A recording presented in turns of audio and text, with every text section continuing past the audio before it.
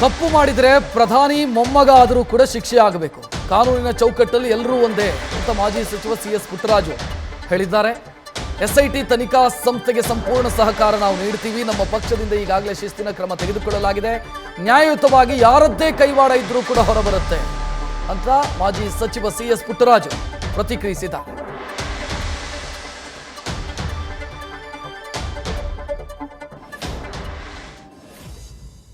ಈಗ SIT ಕೊಟ್ಟಿದ್ದಾರೆ. SIT ಕೊಟ್ಟ ಮೇಲೆ ಅದೊಂದು ಪ್ರಮುಖವಾದಂಥ ಸಂಸ್ಥೆ, ಸತ್ಯಾಸತ್ಯತೆ ಈಚೆಗೆ ತರ್ತಾರೆ ಅಲ್ಲ. ಈಗ ಅದರಲ್ಲಿ ಈಗಾಗಲೇ ಶಿಸ್ತಿನ ಕ್ರಮ ತಗೊಂಡಿದ್ದಾರೆ. ಪಕ್ಷ ಯಾವುದೇ ಕಾರಣಕ್ಕೂ ಈ ವಿಚಾರದಲ್ಲಿ ಮಧ್ಯಪ್ರವೇಶ ಮಾಡಲ್ಲ. SITಗೆ ಬೇಕಾದಂಥ ಎಲ್ಲ ಸಲಹೆ ಸಹಕಾರಗಳನ್ನ ಕೊಡುತ್ತೆ. ಅದು ಯಾರು ತಪ್ಪು ಮಾಡಿದರೂ ತಪ್ಪೇ. ಎಲ್ಲಿ ಅವ್ರೇನು ಡ್ರೈವ್ಗಳು ಬೀದಿಗೆ ಎಷ್ಟು ಬಿಟ್ಟಿದ್ದಾರೋ ಅದು ಮಹಾಂತರವಂತ ತಪ್ಪೇ ಇದೆ. ಕೂಲಂಕುಷವಾಗಿ SIT ಅವರು ಎಲ್ಲ ವಿಚಾರದಲ್ಲಿ ಯಾವುದೇ ವಿಚಾರದಲ್ಲಿ ರಾಜಿ ಆಗದೆ ಇದು ನ್ಯಾಯ.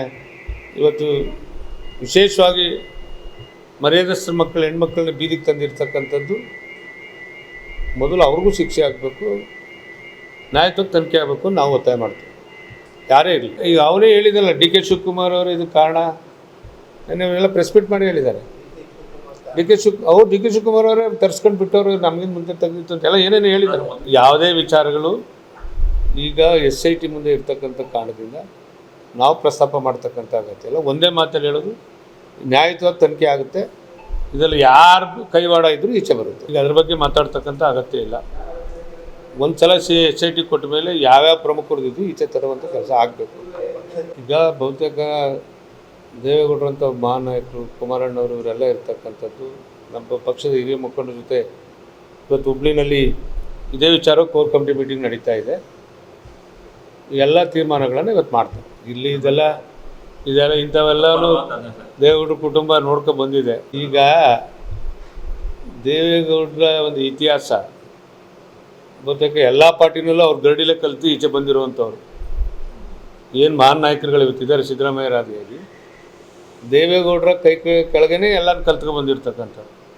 ದೇವೇಗೌಡರ ನಡವಳಿಕೆ ಏನು ಅಂತ ಅವ್ರಿಗೆ ಚೆನ್ನಾಗಿ ಗೊತ್ತಿದೆಯಲ್ಲ, ಅದನ್ನು ಹೇಳಿದ್ರೆ ಸಾಕು. ಅವರು ಈಗೇನು ನಾವು ನಮ್ಮ ಮಕ್ಕಳು ಮೊಮ್ಮಕ್ಕಳು ಮಾಡೋದನ್ನು ಇವತ್ತಿನ ಈ ಟೆಕ್ನಾಲಜಿನಲ್ಲಿ ಎಲ್ಲದಕ್ಕೂ ನಾವು ಹೊಣೆ ಆಗೋಕ್ಕಾಗತ್ತಾ? ನನ್ನ ಮೊಮ್ಮಗನವರೇ, ನಮ್ಮ ಮೊಮ್ಮಕ್ಕಳು ಇದ್ದಾರೆ. ತಪ್ಪು ಮಾಡಿದರೆ ಕಾನೂನು ಚೌಕಟ್ಟಲ್ಲಿ ಪ್ರಧಾನಿ ಮೊಮ್ಮಗ ಆದ್ರೇನು ಇನ್ನೊಬ್ಬಾದ್ರೇನು ಎಲ್ಲರೂ ಅನುಭವಿಸ್ಬೇಕಾಗತ್ತೆ. ತಪ್ಪು ಮಾಡಿದರೆ ಅದು ಒಂದು ಕಡೆ ಆದರೂ ಇವತ್ತು ಸಾವಿರಾರು ಹೆಣ್ಣುಮಕ್ಕಳನ್ನ ಸುಸಂಸ್ಕೃತ ಇರ್ತಕ್ಕಂಥ ಕುಟುಂಬದವ್ರನ್ನ ಇವತ್ತು ಆದಿ ಬೀದಿಗೆ ತಂದು ಎರ್ಚಿದಾರಲ್ಲ, ಇವ್ರೇನು ಅದಕ್ಕಿಂತ ಕಮ್ಮಿ ಇಲ್ಲ. ಇದ್ದರೆ ಇವ್ರು ನ್ಯಾಯಯುತವಾಗಿದ್ದಿದ್ರೆ ಅವ್ರ ಮೇಲೆ ಕಾನೂನು ರೀತಿ ಕ್ರಮ ತಗೊಳ್ಳೋಕೆ ಏನು ಬೇಕು, ಪೊಲೀಸ್ ಸ್ಟೇಷನ್ ಇತ್ತು, ಮತ್ತೊಂದಿತ್ತು, ಸಂಬಂಧಪಟ್ಟ ಇಲಾಖೆ ಇತ್ತು, ಕೊಟ್ಟು ಮಾಡ್ಬೋದಿತ್ತು. ಈಗ ಎಂತೇರು ಕೆಲಸಕ್ಕೆ ಬಾರದೆ ವಿಚಾರಗಳನ್ನ ಮುಂದಿಟ್ಟುಕೊಂಡು ಇವತ್ತು ಸಾವಿರಾರು ಹೆಣ್ಮಕ್ಳನ್ನ ಸುಸಂಸ್ಕೃತ ಇರ್ತಕ್ಕಂಥ ದೊಡ್ಡ ದೊಡ್ಡ ಕುಟುಂಬದ ಮಕ್ಕಳನ್ನ ಈಚೆ ತಂದ್ರಲ್ಲ, ಅದಕ್ಕೆ ಯಾರು ಹೊಣೆ ಆಗ್ತಾರೆ? ಇದನ್ನು ಮಾಡಿರ್ತಕ್ಕಂಥದ್ದು ಚುನಾವಣೆ ದೃಷ್ಟಿನೇ ಮುಂದಿಟ್ಕೊಂಡು ಮಾಡಿರ್ತಕ್ಕಂಥದ್ದು. ಬಹುತೇಕ ಇದೇನು ವರ್ಕೌಟ್ ಆಗಿಲ್ಲ, ಇದೇನು ಅವರ ಆಸೆ ಈಡೇರಿಲ್ಲ.